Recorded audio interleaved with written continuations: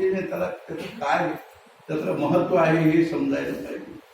खरं सांगायचं म्हणजे ज्ञानेश्वर महाराज ज्ञानेश्वरीमध्ये लिहिलेले आहे की मुलाला किंवा बाळाला 1 वर्ष झाले तर अज्ञानी असे आहेत लोक त्या दिवशी म्हणजे आपले गुढी उभा करतात, टाळ्या वाजवतात, नाचतात.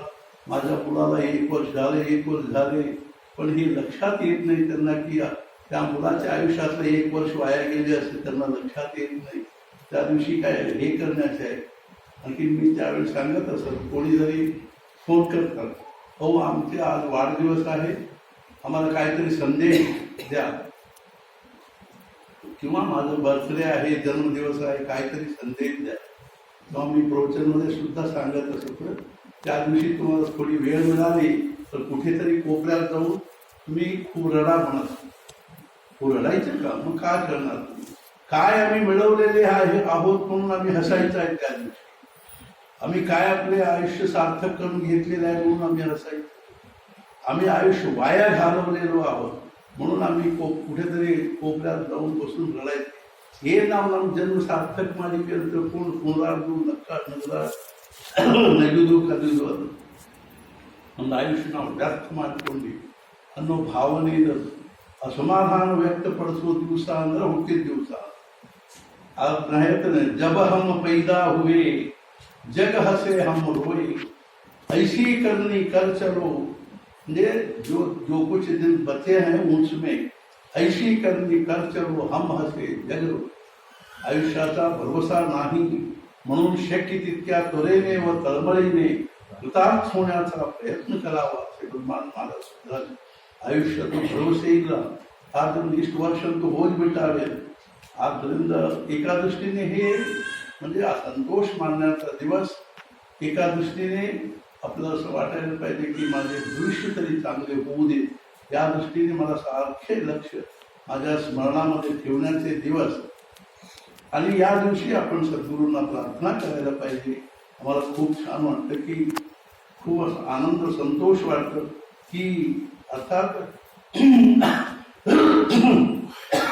योग कसा आहे येतो हे आपल्याला सांगता येत नाही. आणि भगवंताची कृपा असेल तरच जीवनामध्ये काहीतरी चांगला योग घडून येतो. अर्थात केशव खाडे हे गोंदावली जवळचे राहणारे, पण ते हेब्बळीमध्ये ते पुष्कळ दिवस राहिलेले. एकदा इथे एक स्वामीजी राहिले होते, मथुर स्वामीजी म्हणून. त्यांच्याजवळ त्यांनी 2-3 महिने त्यांच्याजवळ सगळ्या प्रकारची सेवा त्यांनी केलेली. सत्पुरुषांची सेवा आम्ही आमच्या आयुष्यामध्ये वाटेल ते होऊ देत, बाकीचे म्हणजे आपल्या प्रपंचात काहीही होऊ देत, लाभ होऊ देत किंवा नुकसान होऊ देत, पण ನಮ್ಮ ಜೀವನದೊಳಗೆ ಏನಾದರೂ ಲಾಭ ಆಗಲಿ ನುಕ್ಸಾನ್ ಆಗಲಿ कुठल्या तरी सत्पुरुषांच्या प्रेमाला आम्ही पात्र व्हायला पाहिजे. ಯಾವ್ದಾದ್ರೂ ಒಬ್ಬ ಸತ್ಪುರುಷರ ಪ್ರೇಮಕ್ಕೆ ಯಾವ್ದಾದ್ರು ಒಬ್ಬ ಸತ್ಪುರುಷರ ಪ್ರೇಮಕ್ಕೆ ಪಾತ್ರ. जसे ते केशव खाडे, ते मथुर स्वामी इथे आला इವರು हा गोविंदानंद सरस्वती मथुर स्वामी ते वृंदावनचे गोविंदानंद सरस्वती स्वामींचे जवळ 3 महिने राहिले होते. त्यांचे यांच्यावर खूप प्रेम, गुरुनावर ಬಹಳ ಪ್ರೇಮ ಇತ್ತು ಗೋವಿಂದಾನಂದ ಸರಸ್ವತಿಯವರು. ಅರ್ಥಾತ್ 24 ತಾಸು ಅವ್ರ ಜೊತೆಗೆ ಇದ್ದು ಸತ್ಪುರುಷ ಸಹವಾಸದಲ್ಲಿರ್ತಕ್ಕಂಥದ್ದು ಏನಾದರೂ ವ್ಯಕ್ತ ಹೋಗುವುದಿಲ್ಲ. ಮುಂದೆ ಅವ್ರು ತಮ್ಮ ಊರಿಗೆ ಹೋದ್ರು, ಅಲ್ಲಿ ಅರ್ಥಾತ್ ಏನು ಅಂತಂದ್ರೆ ನೌಕರಿನೂ ಮಾಡ್ತಾರೆ, ಪ್ರಪಂಚದೊಳಗೂ ಇದ್ದಾರೆ, ಖರೆ ಮಕ್ಕಳು ಇದ್ದಾರೆ, ಹೆಂಡತಿ ಮಕ್ಕಳು ಎಲ್ಲರೂ ಬಂದಾರೆ.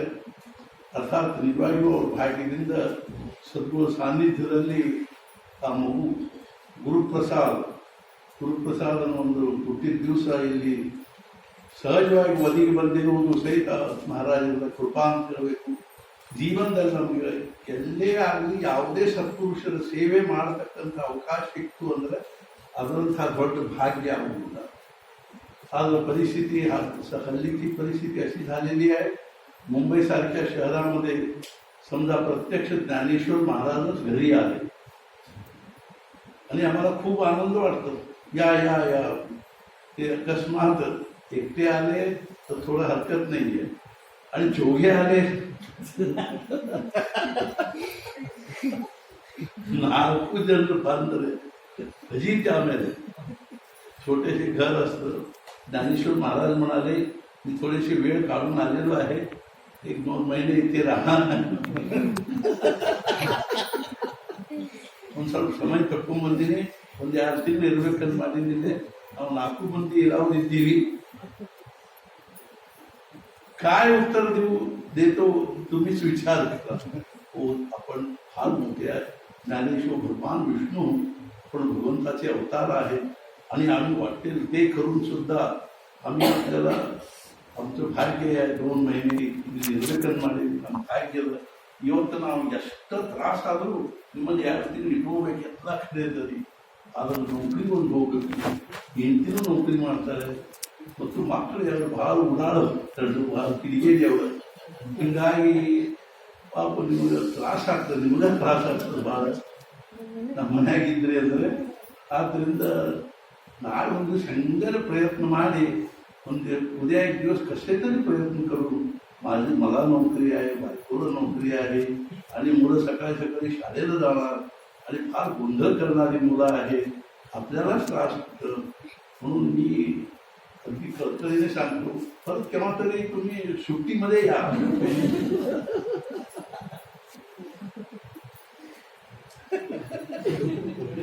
हो, कोण नको म्हणतात, साक्षात परमात्मा किती आले कोणी नको म्हणतात काय. पण आम्ही तरी काय करू, नोकरी गेली म्हणजे आपण पुढे आम्हाला पंचायत. हो, ज्ञानेश्वर महाराज घरी असतात, नोकरी गेली म्हणजे पंचायत म्हणजे अर्थात म्हणजे कामधेनू कल्पवृक्ष चिंतामणी घरी आलेली असतात. माझी नोकरी गेली म्हणजे काय, हे आमची अक्कल आहे. ज्ञानेश्वर महाराजांनी जर डोक्यावर हात ठेवले ना, संबंध जगातले सगळे सुख तुम्हालाच मिळेल. मग नोकरी गेली म्हणजे काय करायचं म्हणून उद्या एक दिवस काहीतरी आम्ही खूप म्हणजे धडपड करून प्रयत्न करून रजा वगैरे टाकून उद्या एक दिवस आपण म्हणजे आपल्याला ठेवून घेऊ. पण संध्याकाळपर्यंत आपण रिझर्वेशन करायचं.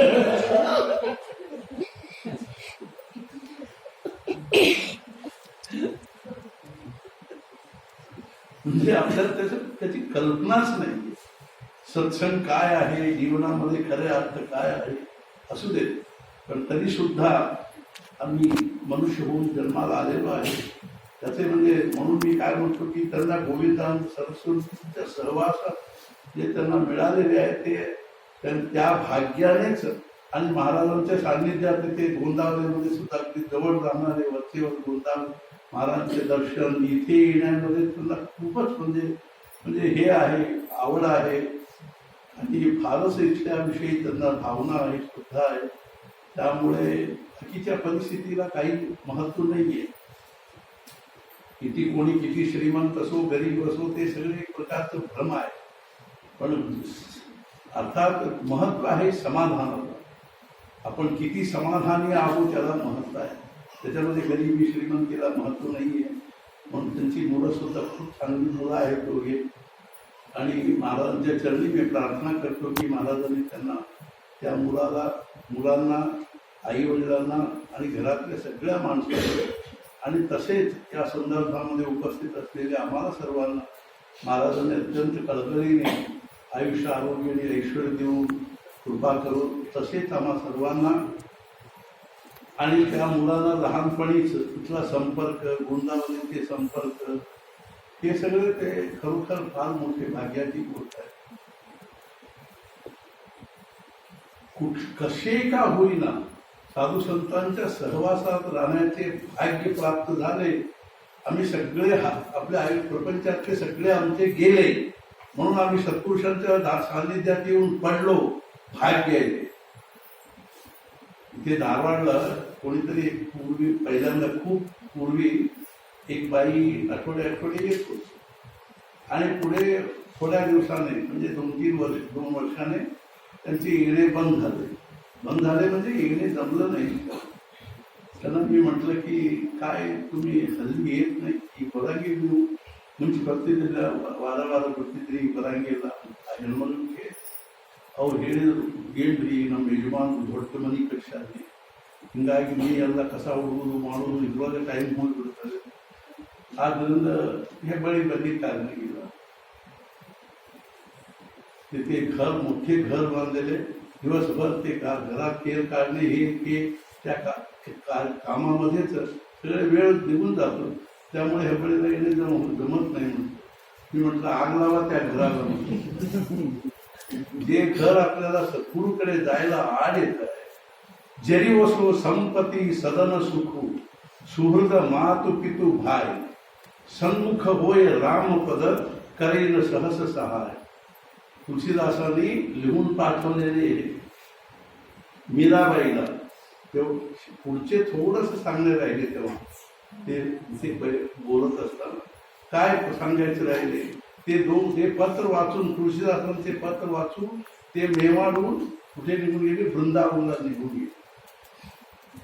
जाऊ का नको असे त्यांनी विचारलेला होता. तुळशीदासांनी 2 पद लिहून पाठवले. ज्या के प्रियन अर्थात जरी वसो संपत्ती सदन सुखू, सुहृद मातु पितु भाई. जलालू जरी म्हणजे जलालू संपत्ती सदन सुखू, सुहृद मातु पितु भाई, सन्मुख होय रामपद. आम्ही भगवंताकडे चाललो करत, अर्थात सन्मुख होय रामपद, करीन सहस सहाय. म्हणजे आपल्याला सहर्ष ते सहाय जर करत नसतील, सगळे आग लावा म्हणाले. महाराजांना हे सांगितल्यावर ते महाराज म्हणाले बाहेरून आग लावू नका, पण आतून सोडून घ्या म्हणाले. मनाने आग लावा. कुठल्या जरी वसो संपत्ती, त्या संपत्तीला आग लावा. संपत्ती सदन, त्या घराला आग लावा. आणि जरी वसो संपत्ती सदन सुखू, ऐशारामाचे जे काय आमच्या घरी असलेले सामान असतात ते सगळं आग लावा. सुहृद मातु पितु भाई, म्हणजे आपल्या मित्रांना, आई वडील आणि भाऊ सगळ्यांना आग लावा म्हणाले. अर्थात सन्मुख होय रामपद, करेन सहस सहाय. आम्ही भगवंताकडे जात असताना ते जर आपल्याला सहर्ष म्हणजे नामस्मरण करायला ते आड येऊ लागले किंवा भक्ती भार उपासना करायला आड येऊ लागले तर कोणी असो, ते काय आपल्याला हे नाही आहे. म्हणजे आपल्याला ते अनुकूल नाही असे समजायला पाहिजे. आणि दुसरी गोष्ट, ज्याके प्रियन राम वैदेही, तजीव तेही कोटी वैरी सम. ज्या माणसाला राम वैदेही, राम सीता प्रिय वाटत नाही, ज्याके प्रियन राम वैदेही, तजीव तेही, त्यांना सोडून द्या, कोटी वैरी सम. यद्यपि परमसनेही, यद्यपि ते आम्हाला अत्यंत स्नेही आहेत असले तरी त्यांना कोटी शत्रू सोडून द्या. कोणी कोणाला तरी असे सोडलेले आहेत का? सोडलेले आहेत. अर्थात पिता तजो प्रल्हाद आपल्या वडिलांना सोडून दिला. भरत महताजी, अर्थात भरत आपल्या आईला सोडून दिला.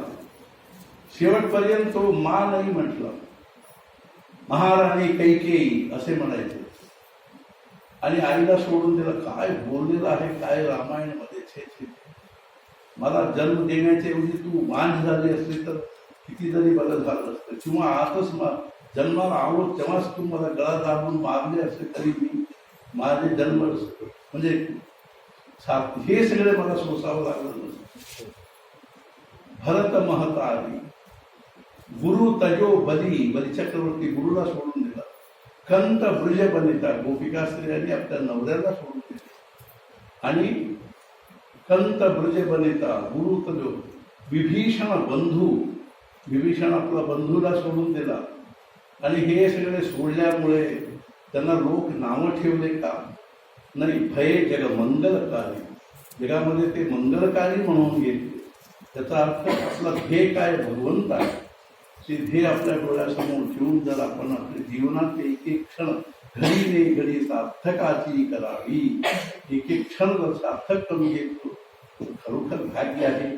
त्या दृष्टीने महाराजांना अगदी कळकळून प्रार्थना करतो की महाराजांनी त्या या मुलाला गुरुप्रसादला आणि त्याच्या सगळ्या परिवारांना महाराज आयुष्य आरोग्य ईश्वर देव आणि आमच्या सगळ्यांनाही देव. आणि मुख्य म्हणजे एखादं ते नाही दिले तरी चालेल, पण आपल्याला भगवंताची भक्ती, नामाविषयी प्रेम आणि सद्गुरू शरण्य निष्ठा देऊ तशी प्रार्थना करू. आणि आमच्या इथे पुष्कळ वेळ असे केक केक म्हणजे असे करण्याची कापण्याचा प्रसंग येत असतो, पण इथली एक पद्धत वेगळी आहे.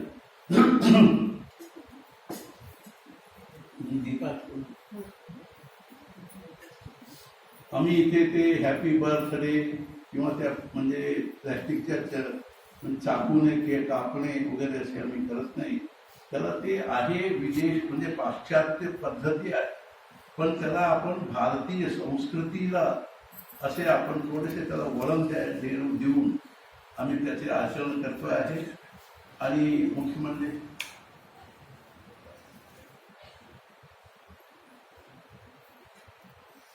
ते फुगे वगैरे बांधून हे करून ते करून त्यांच्या सध्या बाहेरची ती पद्धत आहे, ती पद्धती ಆ ಪದ್ಧತಿಯನ್ನು ಆಚರಿಸಂಗಿಲ್ಲ.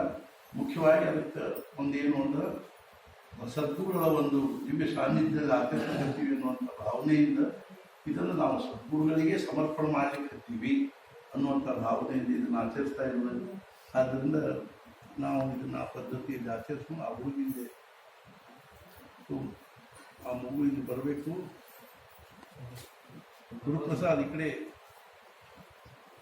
सगळे आई वडील भाऊ